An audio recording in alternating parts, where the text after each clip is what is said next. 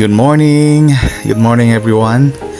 I'm on my way to Balete, Batangas for a short morning ride. I left the house at around 6 a.m. and I'm expecting to be back home by 8 a.m. since malapit lang naman ang Balete, Batangas sa place ko. So mabilis lang ang biyahe dito. Before anything else, shout out sa lahat ng mga taga Cebu, especially sa taga Bantayan Island. Magandang umaga sa inyong lahat. At sa lahat ng mga taga San Jose Recoletos, Cebu, magandang umaga sa inyong lahat. At sa ating mga international viewers sa India, Indonesia, South Korea, and Russia, good morning to all of you. Madali lang ang biyahe dito sa kapag nagbabike ka dito sa Lipa papuntang Balete. Napakaganda ng daan, hindi ka matatakot basta nasa gilid ka lang. You have nothing to worry about dahil napakadisiplinado rin naman ng mga tao. Of course, hindi naman siguro lahat, may mga tao din naman na bara-bara lang di kung mag-drive at saka walang respeto sa mga nagbabike. Pero mostly dito wala pa akong experience na hindi maganda. So malapit na tayo dito sa bypass road ng Manila Lipa or Lipa Manila bypass road. Liliko tayo sa kanan sa bypass road na ito para mapabilis ang biyahe natin.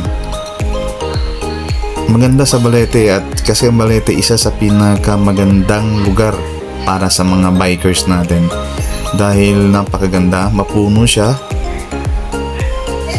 Maganda yung pinakadulo niya kasi meron tayong tinatawag na Balete Bay Walk kung saan nandoon yung lakeside na pasyalan ng mga taga Batangas at saka malapit kitang-kita mo yung Taal Volcano pagdating natin sa dulo. So mamaya makikita nyo kung ano yung mga sinasabi ko.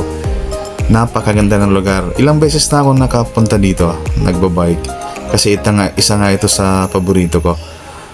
At kada balik ko para kang bago pa rin nakapunta doon dahil ganda-ganda pa rin ako sa lugar na parang first time ko nakapunta doon. Kasi maraming mga tanawin na nakaka-refresh sa mata na parang nare-relax yung katawan mo at saka mata mo saka isip mo dahil sa ganda ng lugar. So andito na ako sa bypass road. So kakanan tayo dito sa Balete. Ito yung bypass road ng Manila o Lipa Manila bypass road. Kung didiretso ka, papunta ka na ng SM City Lipa at saka City Hall. Pagkakanan tayo dito, papunta na tayo ng Balete, dire-diretso yan. Madadaan na natin dito yung exit papuntang Manila at saka exit papuntang Batangas City. So makikita nyo dito, dahan-dahan lang naman ako dito sa pagbabike. Ang ganda ng lugar. Umaga pa to kasi umalis ako ng bahay ng 6 a.m. Kaya maganda pa rin yung daloy ng trapiko. Wala pa masyadong mga sasakyan. So ito, malapit na tayo sa exit papuntang Manila pero diretso tayo kasi pabalete kasi tayo. Yan ang sa kanan papuntang Manila. Then pagkakaliwa ka naman, ito naman yung papuntang Batangas City. So diretso tayo ng Balete. Dito pa lang sa bungad, makikita nyo na yung magandang tanawin. Green na green yung tanawin dito. Saka maraming nagtitinda ng mga pagkain. Maraming mga resorts din dito at mga pasyalan. Nandito yung Marian Orchard. Nandito rin yung Chintay Coritos Garden. I'm not sure kung tama yung pronunciation doon. Marami pang mga pasyalan dito. Batangas Lakeside, nandito rin. Madadaanan natin lahat yan dito. At saka iba pang mga bagong subdivision na ginagawa dito sa Balete. Actually, ongoing yung gawa nila ng mga bypass road dito. Kapag natapos na to, napakaganda na ng Batangas dahil ang dami ng mga lusutan. Masusolusyonan na dito yung mga yung traffic, mabigat ang traffic. Dahil kung hindi nyo na itatanong, matraffic din dito sa Batangas, sa Lipa especially. Kaya ito mga bypass road ang tutulong sa atin na maibsan, mabawasan man lang ang mabagal na daloy ng trapiko. Makikita nyo naman dito kung gaano kaganda yung biyahe ko dito. Napaka-smooth lang ng biyahe. At saka ang ganda ng tanawin, hindi ka man tatakot na may biglang mag-overtake sa'yo. Parang akin lang yung daan. Walang sagabal sa daan dito. Diretso lang naman to ang Balete. Hindi mo naman kailangan, wala naman tong liko-liko. Pagpasok mo na ng Leviste Highway, dire-diretso na yun hanggang dulo. So pagdating natin ng dulo, doon natin makikita yung napakagandang tanawin. By the way, dito rin sa Balete, nandito yung mga maraming nag-cultivate o nag-aalaga ng honeybee.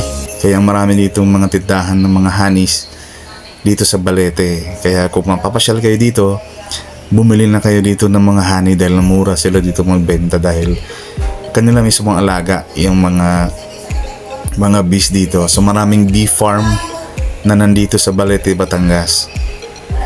Kapag nagbabayad ka dito, matadaanan mo yung mga tindahan ng honeys na napaka-pure. At saka ang iba dito na feature na ng mga TV shows like KMJS, yung kay Miss Karen Davila. Dito na rin yun. May puhunan, yan. Yan yung so marami na ditong kilalang mga tindahan ng honeybees. Meron ditong mga paggawa ng mga ano rin. Alam ko may garments dito, factories. So marami kayong makikita dito. Ito ngayon, napakaganda ng biyahe natin dahil kasi pababa kasi ito. So galing kayo ng Lipa, pababa lang yan kaya masarap. Pero pagbalik natin, galing Baywalk, galing sa dulo ng Balete, ewan ko na lang kung makakangiti pa tayo or makapag-usap pa tayo kung may kasama kang bikers din. Dahil ang elevation dito ay napakataas din. Kaya papunta, napakagaan. Pagpabalik, napakaganit. Kung hindi ka sanay or baguhan ka pa lang, I'm sure titigil ka sa gitna. Pero marami na dito mga sanay na mga bikers. Actually, mga bata, ang titibay. Sobrang galing magbike. Dadaan-daanan ka lang dahil sanay na sila dito sa Balete, Batangas. Malapit na tayo sa dulo. So, dadaan naman tayo ng mga zigzag road dito kasi pababa ito. Ang hindi ko lang talaga makakalimutan dito sa Balete is yung ganda ng paligid. Lalong-lalo na yung malapit na tayo sa dulo. Makikita nyo dito yung mga magandang tanawin. Mamaya ipapakita ko sa inyo yung mga lugar kung saan ako tumatambay, saan ako nagpapahinga pagdating sa dulo ng Balete, Batangas. Dapat may dala kayong mga hydration. I mean, mga Pocari Sweat or Gatorade para maganda yung hydration mo. Dahil sa panahon ngayon, napakainit. So ngayong panahon na to ang binabalitang napakainit ng panahon. Napakainit ng araw, kaya dapat meron kayong armband, meron kayong pantakip sa leeg.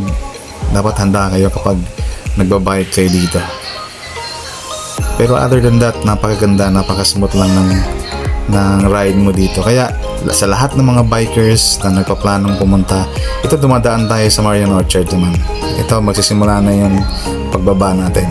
Sa lahat ng mga bikers na gustong pumunta dito sa Batangas, daanan nyo itong Balete, Batangas. Kasi marami naman itong lusutan. Kung talagang gusto mo talaga ng challenging dito, hindi ka nag-challenge dito sa Balete, pwede kayong pumunta ng Nangkaan at saka palusot, labas na kayo ng Mary Mediatrix ng Lipa. Maraming shortcuts dito. Actually, may shortcut din dito papuntang Robinsons, Lipa. Dalawang daanan naman to. Meron din itong shortcut papuntang Malvar, Batangas. At meron din shortcut papuntang Tanawan, Batangas. Andito na ako sa zigzag. Ito pababa ito, medyo check nyo yung mga brakes nyo kung nandito na kayo dadaan. Tingnan nyo muna kung nagko-function talaga ng maayos dahil ito is napaka pababa kasi ito eh. Kaya ang bilis ng takbo mo dito, kaya kung hindi maganda yung brakes mo, baka ma-aksidente ka. Ito na yung malapit na tayo sa dulo. Kaya paganda na ng paganda ng lugar. Habang papunta na tayo sa dulo, gumaganda yung lugar natin. Dahil kasi nakikita natin yung yung lake. Nakikita na rin natin yung Taal Volcano. So ito na. Malapit na ako sa dulo. So ipapakita ko sa inyo isa-isa kung gaano kaganda ang bayan ng Balete, Batangas. Solo ride lang ako dito, wala akong kasama. Every morning exercise ko na rin to, kaya binibilisan ko lang, wala akong kasama, dire-diretso lang ako sa Balete. Ang isa namang paborito ko rin puntahan is yung Lipa Alaminos Bypass Road. So maganda na yung tinatawag nilang Palma. So ang tawag nga Palma 1, Palma 2 dahil meron ditong mataas ng elevation, dalawa. Ayan, malapit na ako sa Baywalk. So ipapakita ko sa inyo kung ano ba ang makikita doon sa dulo ng Balete. Dire-diretso lang naman to, hindi kayo matatakot na magbike kung hindi kayo taga dito o hindi kayo sanay. Merong 7-Eleven na ganda makikita mo dito. Sa kanan naman dito is yung City Hall ng Balete. So ito na yung Baywalk. Dadaan tayo ng 7-Eleven, tapos dire-diretso tayo doon. Dito sa Baywalk makikita nyo talaga dito up close yung Taal Volcano. Kaya siguro nung pumutok ang Taal Volcano is isa ito sa medyo napinsala na lugar. Kasi may nakikita pa ako dito ng mga cracks. Ito na yung Baywalk, Balete Baywalk na sinasabi nila. Tingnan nyo naman kung gaano kaganda ang lugar. Kaya nang mag-judge kung gaano kaganda yung lugar. At sino bang biker na hindi mo gustong bumalik dito palagi? Nandito yung mga bangka. Actually, mga mura ang mga isda dito sa Balete, Batangas. Kapag pumunta pa kayo sa dulo, mamaya pupuntahan natin yung parang Baywalk nila na kung saan nandun yung mga isda. Ito ang Taal Volcano, kitang-kita nyo dito. Pati yung Mount Makulot, visible dito sa kinatatayuan natin ngayon. Malinis naman yung lake, maraming isda. Ang ganda ng panahon. Iba talaga pag umagang-umaga ka magbabike, talagang ang ganda ng panahon. Huwag na kayo magpaabot dito ng mga tanghali dahil sobrang init na rin. Tumitigil muna ako dito sa Baywalk, nagpapahinga, iinom muna ng tubig. Paalis na ako, papunta na ako sa Barangay Look. Kakaliwa tayo dito sa Barangay Hall ng Balete, Batangas. May mga nakikita akong banderitas. Hindi ko lang sure kung tapos na ang fiesta or magpe-fiesta pa lang. Pero mukhang magpe-fiesta pa lang ang Balete, Batangas. Ang daming banderitas dito. Diretso yan hanggang Barangay Hall ng Balete, Batangas. Papunta ako ng Barangay Look. Titingnan ko kung nagbago na ba sa mga pinupuntahan ko doon. Kasi meron doong bridge na lagi kong tinatambayan din. Nagpapapicture, tumatambay muna, nagpapahinga. Tingnan natin. Then dadaanan din natin yung mga nagtitinda ng mga isda, mga fresh na isda dito sa Balete. meron tayong isang baywalk doon na nadaanan na andun lahat ng fresh na isda. Mura lang ang bentahan dito. Alam ko nasa 100 lang yata ang tilapia. Meron ako nakita doon. Sa amin mura na yun kasi alam ko nasa 120 yata or mas mataas pa. So ito, papasok tayo dito. Dito na yung simula ng baywalk. Actually party lang siya ng baywalk na nandoon yung mga tindahan. May mga maliliit na kubo-kubo dito din sa gilid para magtinda ng mga isda. Maganda rin ang lugar. Minsan tumitigil din ako dito para magpahinga. Saka kasi kitang-kita. Gilid kasi ito ng lake. Ito na yung pinakagilid niya. Kaya ang ganda ng tanawin. Kapag diniretso natin to, yun na yun, papuntang Barangay Look, kung saan nandun yung bridge na lagi kong pinupuntahan, lagi kong tinatambayan. Dire-diretso lang naman ito, tapos kakanan tayo sa dulo kasi meron kasing barangay ito sa loob, kaya hindi tayo pwedeng dumaan doon. Merong basketball court na nandoon, kaya dito ang daan natin kung gusto natin pumunta. Ang barangay Look, kapag diniretso mo yan, Tanawan na ang labas mo. Ito na yung papuntang Tanawan, Batangas. So kakanan tayo dito, tapos kakaliwa tayo papunta ng bridge na to. Ayan, so maganda rin ang tanawin dito sa lugar na ito. Green na green, ang daming puno. Probinsyang-probinsya, ang sarap ng feeling eh. Parang naalala ko pa yung nasa Cebu pa ako, Bantayan Island. Ang ganda ng lugar. Gusto ko yung feel na yung probinsyang-probinsya na minsan meron pang nagsisiga, tapos may nakikita kayong nagkakape sa gilid, nagkukwentuhan. Yun yung namimiss natin sa mga lugar kung nasa Manila kayo. Ito yung wala dyan. Ang pagiging probinsyano feel, parang ganun. Malapit na tayo dito sa bridge. Medyo tatambay muna tayo dito sa bridge ng Barangay Look para makita nyo rin kung gaano kaganda. Isa rin tong parte ng baywalk. Medyo malayo-layo na lang siya. Ayan. Then sasampa tayo sa isang bridge dito.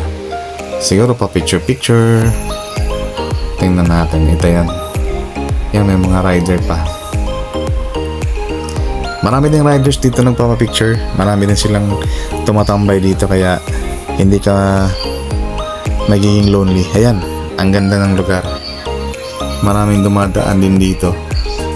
Mga tricycle, mga kotse, papuntang Tanawan naman. Kung makikita nyo dito, napakaganda. I hope I can capture everything dito sa video. Pero napakaganda ng lugar. Lake kasi ito, yung ilalim nito may tubig din. Tapos mga water lilies, andito rin. Ayan ang natin, yung tulay. After nito, babalik na rin tayo. Kaya hindi kayo magtataka bakit ang daming tumatambay dito, dahil maganda naman talaga yung lugar. At saka tahimik, maaliwalas yung paligid. Napapaligiran na siya ng mga puno. Ayan, pabalik na ako sa baywalk. Pansinin nyo yung kung gaano kaganda yung nasa kanan ko, yung side ng lake. Hindi masyadong mahirap ang elevation dito banda, dahil patag na patag lang to. Pero pabalik ng Lipa galing Balete, yan medyo mataas na yung elevation niya. Kaya kailangan mo talaga ng practice din kapag baguhan ka pa lang. Magandang practice ground to yung Balete. Dito nagpa-practice yung mga kabataan.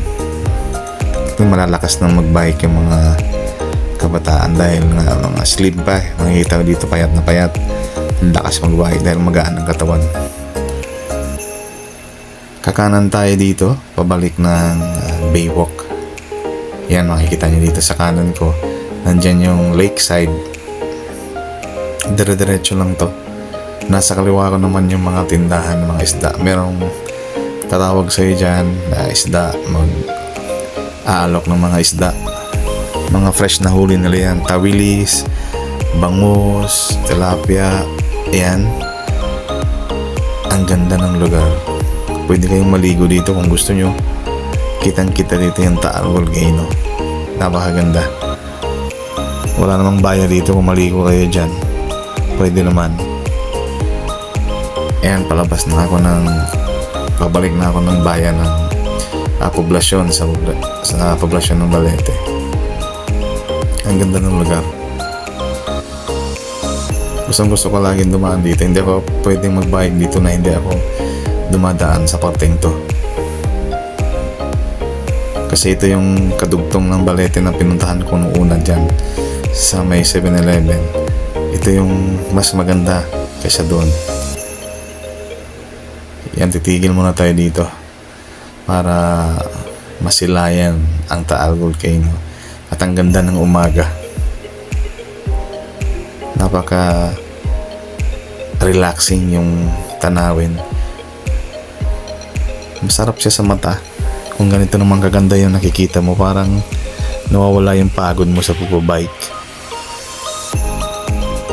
Maganda naman talaga ang lugar. Yan, habang nagpapahinga, minamasdan ko lang yung paligid. Ninanamnam ko kung gaano kaganda yung lugar.